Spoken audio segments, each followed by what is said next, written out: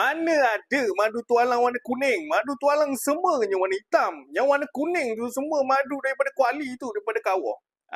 Siapa yang barang-barang macam tu? Tengok kat sini. Ada berapa banyak warna dah.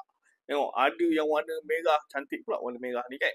Ada warna kuning macam ni. Kuning tu ada banyak jenis pula, nampak? Ada kuning lain-lain. Oh, ini jernih betul ni. Korang tengok aku letak tepi-tepi ni kan. Nampak? Setiap madu tu dia ada banyak colour guys. Kalau korang asal beli madu je, korang dapat satu colour je, buatlah berfikir, buatlah bermuhasabah diri. Sebab benda ni Allah dah sebut dalam Al-Quran. Daripada perut lebah keluarnya pelbagai warna cairan madu. Dalam surah An-Nahl ayat 69. Dari sudut sains pula, sebab sumber nektar bunga yang lebah tu makanlah yang menyebabkan ada banyak warna ni.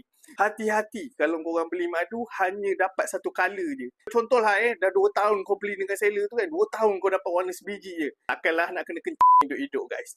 Biasanya korang dapat madu yang mana korang beli? Adakah seller tu bagi madu yang berbeza-beza atau madu yang sama? Jangan lupa follow aku guys. Aku nak reveal lagi banyak tentang madu tualang asli.